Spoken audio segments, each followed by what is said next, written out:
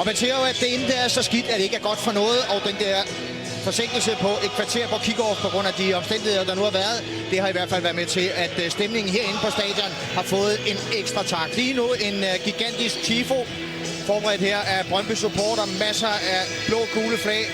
Der, hvor der sidder mennesker, er der placeret blå-gule flag, og der er kun lige et enkelt afsnit på stadion, hvor der ikke bliver viftet med dem.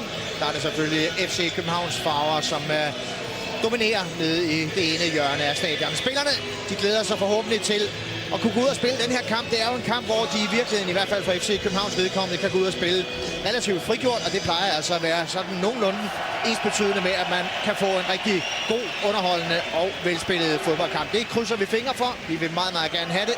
For en uge siden sad vi her på stadion og så en forfærdelig fodboldkamp mellem Brøndby og Horsens. I dag må det gerne blive meget, meget bedre.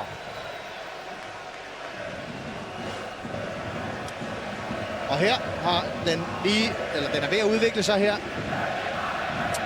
Ingen hvide flag på Vestegnen, kunne jeg forestille mig, at der skal ende med at stå her. Det er jo altid dejligt, når fansene bruger fantasien på den her måde, og ikke til at lave rav i gaden, men derimod altså skabe en kulisse og skabe en stemning, som man forstår at gøre heldigvis lige nu i begge ender af banen. Tilskuermæssigt, jamen så er vi vel omkring de 20.000 på stadion, hvor der er plads til cirka 30. Så det er simpelthen ikke så tosset endda, i forhold til selvfølgelig, at der er rigtig, rigtig mange point. 30 point imellem de to mandskaber på henholdsvis første og tredje pladsen i Superligaen.